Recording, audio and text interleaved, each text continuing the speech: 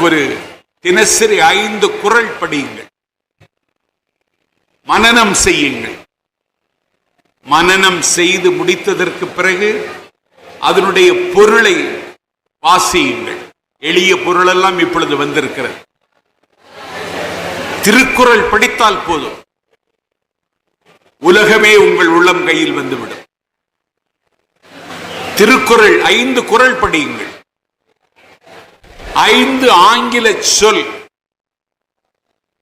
அதனுடைய Tamil English dictionary வாங்கி 5 சொல் படியுங்கள்.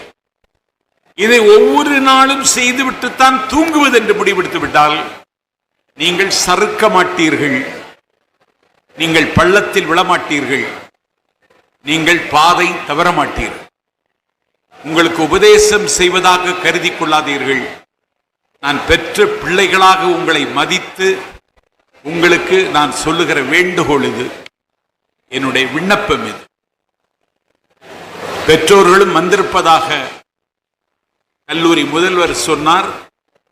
நான் பெற்றோர்களுக்கு சொல்லுகிறேன், உங்கள் நேரத்தை பிள்ளைகளிடம் செலவழியுங்கள்.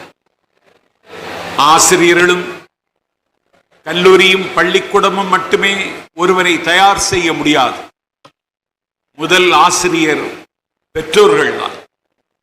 என்னுடைய தாய் தான் மரங்களின் பெயரை சொல்லி தந்தாள். என்னுடைய தாய் தான் மலர்களின் நிறங்களை சொல்லி தந்தாள். என்னுடைய தாய் தான் பறக்கும் பறவைகளை அடையாளம் காட்டி இதன் பெயர் மைனா, இதன் பெயர் குருவி, இதன் பெயர் புறா என்று என் தாய் தான் எனக்கு சொல்லி தந்தாள். தாய் தான் ஒரு பிள்ளைக்கு முதல் ஆசிரியர். தாய் தான் ஒரு பிள்ளையை உருவாக்க முடியும். இன்றைக்கு விருதுகள் அலங்கரிக்கிறது செஸ் ஆனந்தை. அவரை தயார் செய்தது அவருடைய அம்மா. இரவெல்லாம் தாயும் மகனும் செஸ் விளையாடி கொண்டிருப்பார்கள். இன்றைக்கு விருதுகள் பெற்ற மாணவர்களுக்கு பின்னாலே அவனுடைய தாய் இல்லாவிட்டால் பெற்றோர் இருக்கிறார்கள். 2 ஆஸ்கார் விருது பெற்றவன் ஏஆர் ரஹ்மான். ஒரே நேரத்தில் 2 ஆஸ்கார் விருது பெற்றவன் அவன் தான். அவனுடைய தந்தை இறந்து போனதற்கு பிறகு